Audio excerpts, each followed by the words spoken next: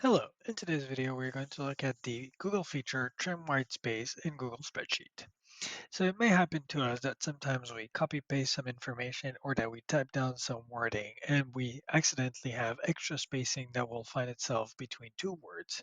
And instead of having to go one by word to see if all the spacing is correct, there is a functionality known as the Trim Whitespace that exists.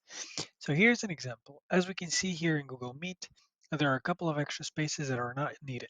Hence, instead of me going one by one and fixing this, what we can do is we select the data range that we want to see if there's any white space of extra. Go into Data, and from there, automatically click on Trim Whitespace.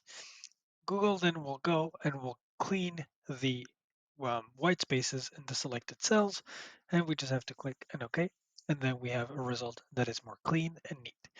That will be it for today on how to use the Google Trim Whitespace Google feature in Google Spreadsheet. Thank you very much. Have a good day.